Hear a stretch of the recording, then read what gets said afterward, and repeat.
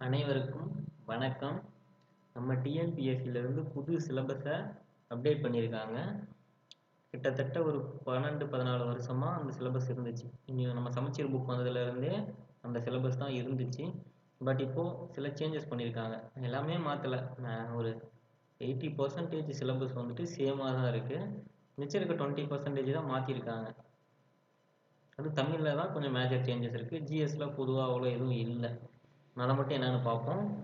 ரெண்டாக நம்ம பிரிச்சுருக்கோம். இந்த ஆண்டு 2025 சிலபஸ், இந்த ஆண்டு 2024 சிலபஸ் இருக்கும். இதுக்கு என்ன டிஃப்ரெண்ட்டு அதை மட்டும் பார்க்கலாம். ஃபஸ்ட்டு ஜென்ரல் சயின்ஸில் 5 கொஷின் கேட்குற மாதிரி கொடுத்துருக்காங்க. இதுக்கு முன்னாடிக்கு இப்பயும் நமக்கு என்ன மேஜர் டிஃப்ரெண்ட்னா, இந்த யூனிட் 1ல் இருந்து எத்தனை கொஷின் கேட்பாங்க நமக்கு தெரியாது. சயின்ஸில் இருந்து சில டைம் 10 கொஷின் கேட்பாங்க, சில டைம் 5 கொஷின் கேட்பாங்க, சில டைம் 7 கொஷின் கேட்பாங்க. பட் இந்த டைம் என்னென்னா மென்ஷன் பண்ணியிருக்காங்க, சயின்ஸ்லேருந்து நாங்கள் 5 கொஷின்ஸ் தான் கேட்போம். 6ஆவும் கேட்க மாட்டோம், 4ஆவும் கேட்க மாட்டோம், 5 கொஷின்ஸ் கண்டிப்பாக சயின்ஸ்லேருந்து கேட்போம் அப்படின்னு சொல்லியிருக்காங்க. இப்போ வந்து சிலபஸ் வியூ பார்ப்போம். பேரண்டத்தின் இயல்பு அதே தாங்க இருக்கும். இங்கேயும் பாருங்கள், அதே பேரண்டத்தின் இயல்பு. இதுவும் அப்படியே சேமாக தான் இருக்கும். பேரண்டத்தின் இயல்பு, இயற்பியல் அளவுகளின் அளவீடுகள், இயக்கவியல் மற்றும் பொது அறிவியல், விசை, அழுத்தம், ஆற்றல், அன்றாட வாழ்வில் இயந்திரவியல், மின்னியல், காந்தவியல், ஒளி, வெப்பம் மற்றும் அணுக்கரு இயற்பியலின் அடிப்படை கோட்பாடுகளும் அதன் பயன்பாடுகளும். இது வரைக்கும் அங்கே பார்ட் 1ஆக கொடுத்துருக்காங்க. இங்கே நமக்கு அப்படியே தனியாக மொத்தமாக கொடுத்துருக்காங்க. அடுத்து கெமிஸ்ட்ரி, தனிமங்களும் சேர்மங்களும், அமிலங்கள், காரங்கள், உப்புகள், பெட்ரோலிய பொருட்கள், உரங்கள், பூச்சிக்கொல்லிகள், உலோகவியல் மற்றும் உணவியல் கலப்பிடங்கள். உணவில் கலப்பிடம் இது வரைக்கும் செகண்ட் பாடமாக நம்ம கொடுத்துருக்காங்க. கெமிஸ்ட்ரி அதுவும் அப்படியே வந்துருச்சு. அடுத்தது பயாலஜி, உயிரியலின் முக்கிய கோட்பாடுகள், உயிரினங்களின் வகைப்பாடு, பரிணாமம், மரபியல், உடலியல், ஊட்டச்சத்து, உடல் நலம் மற்றும் சுகாதாரம், மனித நோய்கள். அடுத்து சுற்றுப்புற சூழல் அறிவியல், இதுவும் நமக்கு சேமாக வந்துருச்சு. அவ்வளோதான். இது ஃபுல்லாகவே நமக்கு இந்த யூனிட்லேயே கொடுத்துட்டாங்க. கடைசி என்ன கொடுத்துருக்காங்க, நடப்பு நிகழ்வுகள். முன்ன வந்துட்டு கரண்ட் அஃபேர்ஸ்க்குன்னு தனியாக ஒரு பாடமே இருந்துச்சு. 2வது யூனிட் ஃபுல்லாகவே கரண்ட் அஃபேர்ஸ்க்குமானே தனியாக இருந்துச்சு. பட் இந்த டைம் என்ன பண்ணிட்டாங்கன்னா, அதுக்கு கீழே எல்லா பாடத்துக்கும் கீழே நடப்பு நிகழ்வுகள் அப்படின்னு சொல்லிட்டு ஒன்று ஆட் பண்ணிட்டாங்க. பார்த்தீங்கன்னா அதே மாதிரி ஜியாகிரஃபிலையும் இப்போ நடப்பு நிகழ்வுகள் என்னாச்சும், இப்போ டிசாஸ்டர் நடந்துச்சா அதுவும் இதிலேயே கொண்டு வந்துருக்காங்க. முன்னே வந்துட்டு எல்லாத்தையும் படிக்கிற மாதிரி இருக்கும். ஸ்போர்ட்ஸ், இதெல்லாம் ஸ்போர்ட்ஸ் இது கொஞ்சம் எக்ஸ்ட்ரா இருக்கிற மாதிரி இருக்கும். மற்றபடி மற்ற எல்லா டாப்பிக்குமே நமக்கு இங்கே உள்ளே வந்துடும். அடுத்தது புவியியல். புவியியல் பார்த்தோம்னா அதுவும் சேமாக தான் இருக்கும். புவி அமைவிடம், இயற்கை அமைவுகள், பருவமழை, மழைப்பொழிவு, வானிலை மற்றும் காலநிலை, நீர் வளங்கள், ஆறுகள், மண், கனிம வளங்கள், இயற்கை வளங்கள், காடு மற்றும் வன உயிரிகள், வேளாண் முறைகள், போக்குவரத்து, தகவல் தொடர்பு, தமிழ்நாடு மற்றும் இந்தியாவில் மக்கள் தொகை மற்றும் பரவல், பேரிடர் மேலாண்மை, சுற்றுச்சூழல், பருவநிலை, புவியியல் அடையாளங்கள். இது வரைக்குமே அப்படி இதுலேயே வந்துருச்சு. பருவநிலை மாற்றம் வரைக்கும் இருக்கும். புவியியல் அடையாளங்கள் இதை மட்டும் எக்ஸ்ட்ரா சேர்த்துருக்காங்க. இது எங்கே என்ன கேட்டுருக்காங்கன்னா, தொழில்நுட்பத்தில் அண்மை கால கண்டுபிடிப்புகள் இது மட்டும் எக்ஸ்ட்ரா இருக்கும். இது ஏன்னா கரண்ட் அஃபேர்ஸில் வர்றது தான். இதுவும் அதே மாதிரி புவியியல் அடையாளங்களும் நமக்கு கரண்ட் அஃபேர்ஸில் தான் வரும். இங்கே வந்துட்டு 3ஆக பிரித்து கொடுத்துருக்காங்க, 4ஆக பிரித்து கொடுத்துருக்காங்க. இங்கே அப்படியே சேமாக கொடுத்துருக்காங்க. அவ்வளோதாங்க டிஃப்ரெண்ட். முன்னே நல்லா தெளிவாக தான் இருந்துச்சு போல். இப்போது நமக்கு எக்ஸ்ட்ராக்ட் பண்ணி கொடுக்குறன்ற பேரில் எல்லாம் அந்த காலம்ஸ் எடுத்துகிட்டு அப்படியே கொடுத்துருக்காங்க. அதுதான் டிஃப்ரெண்ட்டாக இருக்குது. அடுத்தது இந்திய வரலாறு.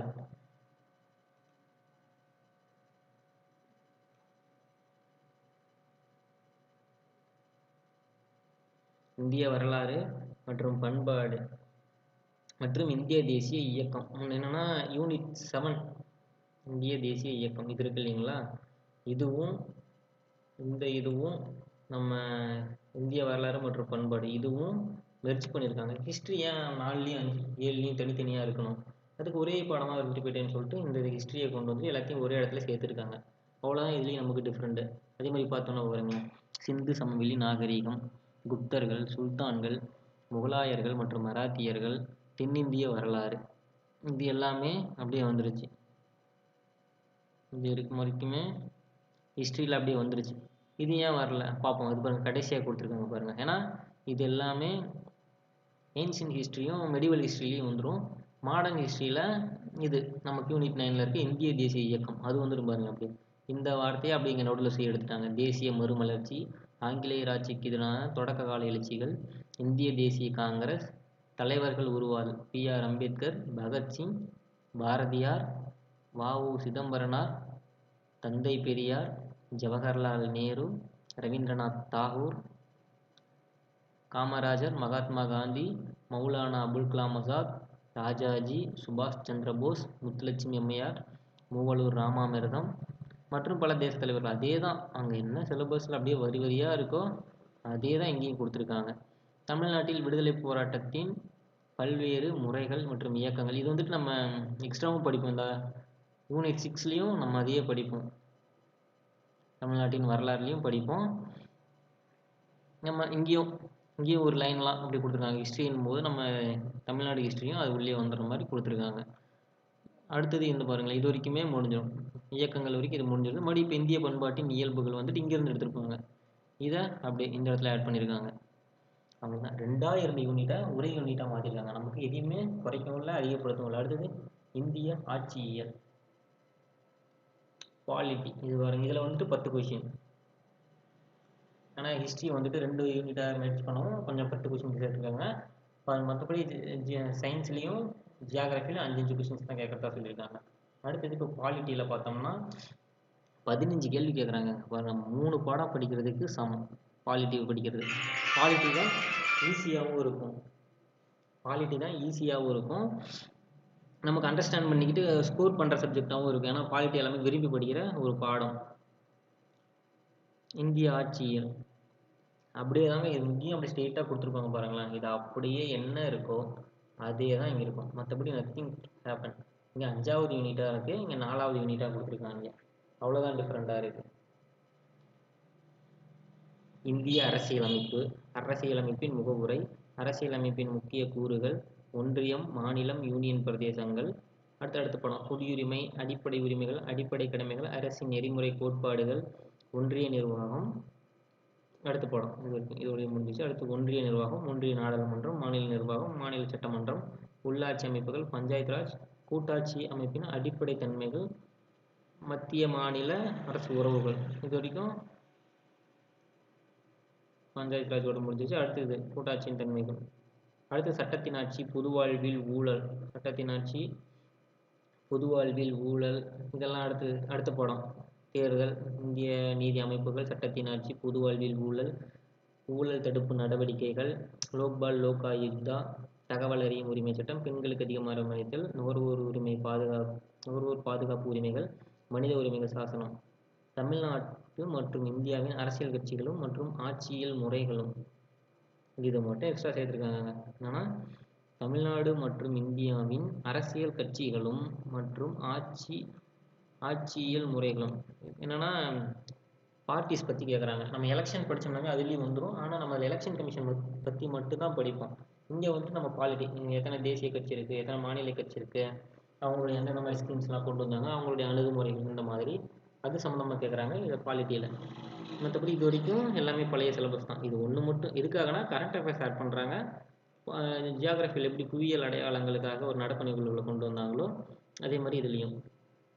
அடுத்த படம் என்னென்னா இந்திய பொருளாதாரம், யூனிட் 5, இந்திய பொருளாதாரம் மற்றும் தமிழ்நாட்டில் வளர்ச்சி நிர்வாகம். இது ஏன் இங்கேயும் பாருங்கள், முன்ன எப்படி ஹிஸ்ட்ரியை 2ஆக ஒன்று சேர்த்தாங்களோ அதே மாதிரி இங்கே பொருளாதாரத்தோட கொண்டு வந்து வளர்ச்சி நிர்வாகம் யூனிட் 9ல் இருக்கும். அதையும் கொண்டு வந்து இதோட ஆட் பண்ணி விட்டுருக்காங்க.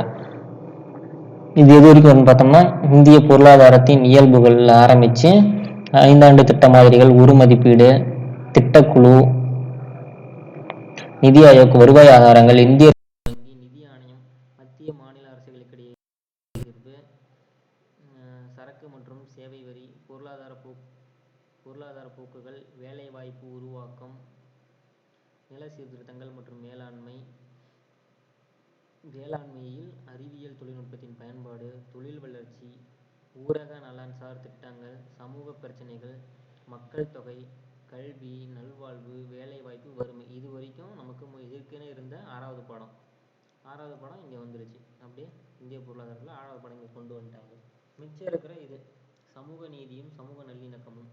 இது என்னன்னா அப்படியே யூனிட் 9 நமக்கு கொடுத்துருப்பாங்க. இந்த வரும் தமிழகத்தில் வளர்ச்சி நிர்வாகம். இந்த இதை அப்படியே சமூக நீதியும் சமூக நல்லிணக்கம்னு ஆரம்பித்து என்னது தமிழக புவியியல் கூறுகளும் பொருளாதார வளர்ச்சியில் அவற்றின் தாக்கமும். இது வரைக்கும் அப்படி வந்துருச்சுங்களா? ஏற்கனவே நம்ம ஸ்கீம்ஸ் பார்த்துருப்போம். இப்போது ரீசெண்டாக ஒரு கரண்ட் அஃபேர்ஸ் ஸ்கீம் நடப்பு நிகழ்வுலாம் ஒன்று ஆட் பண்ணுறாங்க.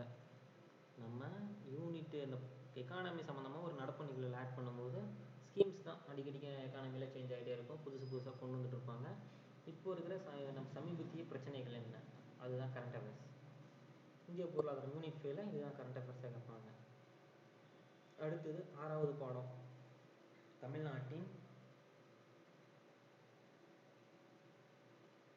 வரலாறு.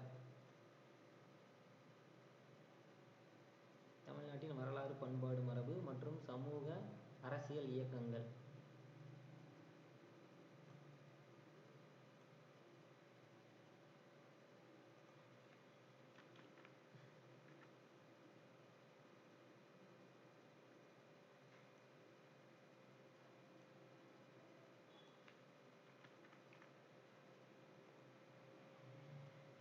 பார்த்தோன்னா இதுவும் அதே மாதிரி தான் பாருங்கள். தமிழ் சமுதாய வரலாறு, அது தொடர்பான தொல்லியல் கண்டுபிடிப்புகள், சங்ககாலம் முதல் இக்காலம் வரையிலான தமிழ் இலக்கியம். அதே மாதிரி திருக்குறள். இது வரைக்கும் அந்த காமன் 1 ரோமன் லெட்டர் போட்டிருக்க வரைக்கும் இது வந்துருச்சு. அடுத்தது திருக்குறள். இது ஸ்டார்ட் பண்ணுறாங்க. மதச்சார்பற்றது, இலக்கியம், அன்றாட வாழ்வியலோடு தொடர்பு தன்மை, மானுடத்தின் மீதான திருக்குறளின் தாக்கம், திருக்குறளும் மாறாத விழுமியங்களும், சமூக அரசியல் பொருளாதார நிலையில் திருக்குறளின் பொருத்தப்பாட்டு, திருக்குறளின் தத்துவ கோட்பாடுகள்.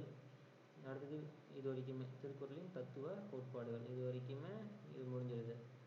அடுத்தது விடுதலை போராட்டத்தில் தமிழ்நாட்டின் பங்கு. இது பாருங்கள், இந்த 3வது காலம். இங்கே 3 நாளும் இங்கே அப்படி ஆட் பண்ணியிருக்காங்க.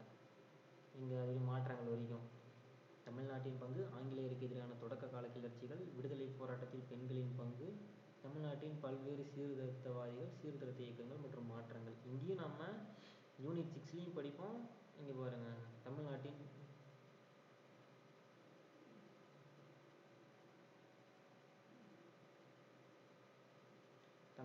விடுதலை போராட்டத்தின் வரலாறு. இங்கேயும் நம்ம படிப்போம். வரலாற்றுலேயும் படிப்போம்.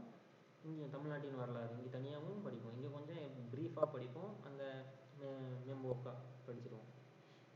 அடுத்து இப்போ மேக்ஸும் அதே தாங்க. ஒன்றும் பெருசாக இல்லை. இந்த மஸ்ட் ஆப்டிடியூடு ரீசனிங்கு 2ஆக பிரிச்சிருக்காங்க. ஏற்கனவே கொடுத்த சிலபஸ் தான், நமக்கு ஏற்கனவே கொடுத்த அதே சிலபஸ் தான். பட் இப்போ நாங்கள் இதிலேருந்து ஒரு 15 கொஷின் கேட்போம். ரீசனிங்கில் இருந்துட்டு ஒரு 10 கொஷின், ஆப்டிடியூடில் ஒரு 15 கொஷின். இது 2ஆக பிரித்து கேட்போம்னு சொல்லியிருக்காங்க. மற்றபடி பாருங்கள் அதே தான்.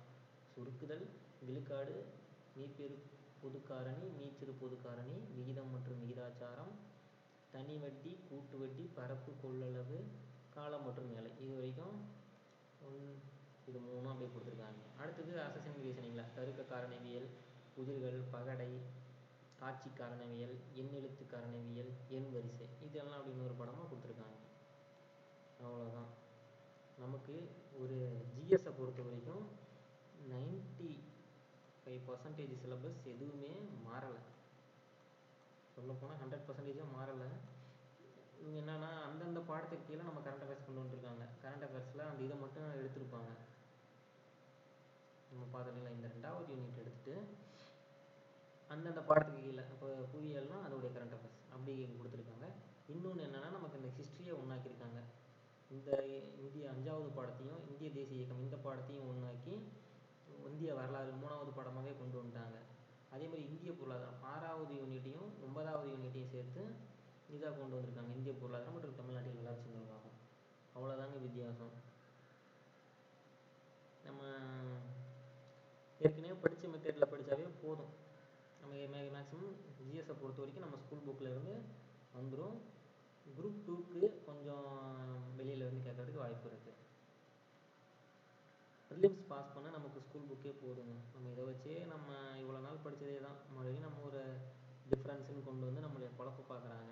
நீங்கள் உடனே சிலபஸ் மொத்தமாக மாறிடுச்சு, மறுபடியும் நம்ம முதல்ல இருந்து படிக்கணும் அப்படின்ற ஒரு தாழ்வு மனப்பான்மைக்கு போயிடாதீங்க. தேங்க்யூ.